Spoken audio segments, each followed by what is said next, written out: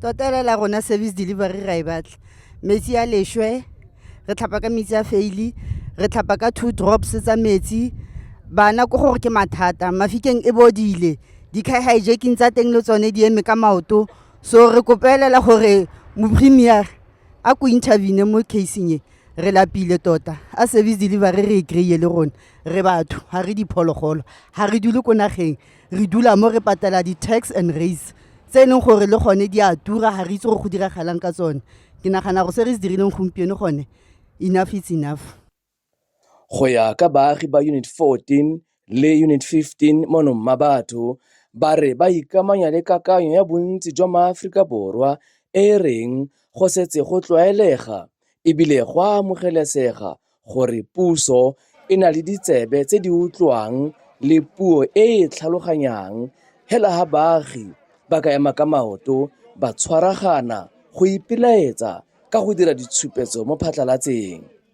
Se ke morago ga go tswalwa ga ditsela tse di tsenang le go tswa mo Unit 14 le Unit 15 mo bekeng e,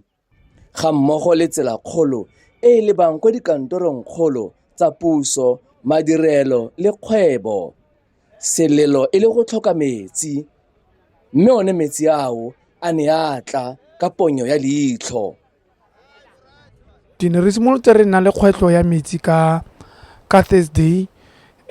ra nna le kgwetlho ya metsi ka Thursday, ka Friday, ka Saturday, ka Sunday, but re ntse re ke communicate le community mo di-WhatsApp group re checka le masepala di-authority re checka gore kante matsapa e ka tswa e leng why metsi a rona a tswa le manyane and site e nngwe e re bitsang site ya ka Living Faith total bone ne ba sena metsi but ne ntse re kopana re communicate yana ka Sontaga baagi ba lemoga gore so se sa ba utlwalwa thata le gone ha ba kgone le gore ba kgone gore ba ire di-washena ba kgone go ya ko bo di-toilet. Malabanyana ha baagi ba motse wa Motsoseng ba ne ba tswala tsela e go kaganyang toropo ya Vryburg le Mahikeng e le ha ba ne ba re ba na le sebaka sa ngwaga ba tlhoka tlamelo e ikanyegang ya motlakase mathata e le transmittara.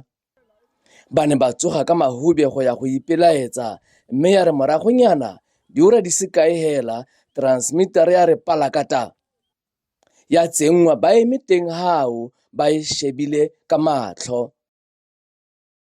Ya re gape malatsinyana hela morago ga moo baagi ba Makgetla View gone mo Mahikeng le bone ba parega dikoloi tsa bone mo tseleng e mo pele ga dikantoro tsa Eskom ba kgoreletsa pharakano le bone ba ipatlela transmittara ba ne ba isologediwa mo sebakeng sa diura di le 72 mme ga ne ga nna hela jalo le yone e ne ya goroga. Re sa le mo mathateng a tlamelo ya metsi mo Unit 14 le Unit 15 tsela ya gore metsi a nne teng ga ya ka ya nna bonolo. We can't even bath our ballas here, nothing. Come man, come. Please come. Now baagi ba dumalana gore go kopanwe so that go kry go tharabollo councilor a bidiwe go tlo go natse go buisanwe gonne mme re ra nna ra tsera dumalana ra bitsa ba masepala ra tla go natse ra le ka go buisana le bone gore botsadi go maswe mo Unit 15 ha rena metsi ha re kgone gore re dire le di-washing mme kopano ene ra dumalana le bone re le mo kopana le bone gore in a temporary re kope gore ba re tisetse yone truck ene ba itsisitse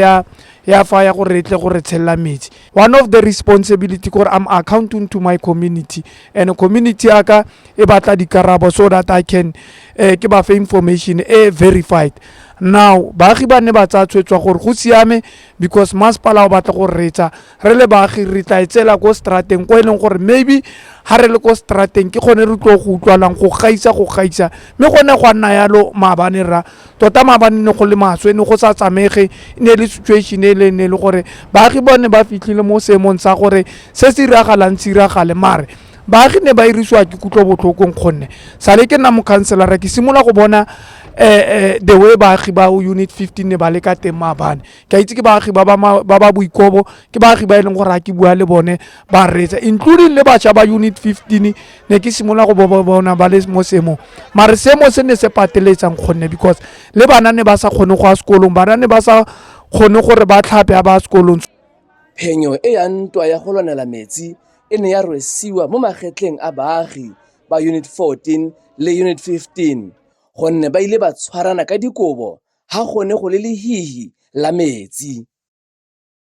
And it's a victory on our side as the community of unit 15 gore re kgone go tsenya pressure mo pusong gore puso e kgone go thusa batho le nna ke phata ya puso mare se se utlwisang community botlhoko ke le moetapele le nna se nkutlwisa botlhoko and nka se didimalela community utlwa botlhoko because le nna ke phata ya puso ke tshwanetse gore ke bue le puso ha puso e sa retse ke bue le baagi ke reetse se baagi ba se labalebelang. Mokhanselara o sologeditse baagi gore o setse a simolotse ka go tsaya dikgato tse di maleba tsa gore mathata a go tlhokagala ga metsi a se ka ipoeletsa mo nakong e tlang.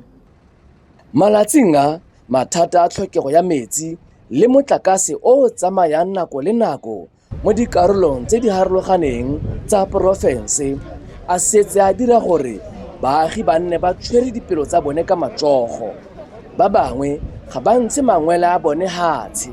ba dula ka gale ba rapelela seemo se gonne ba re ba dumela gore thuso ya bone jaanong e ka nna mo thapelong.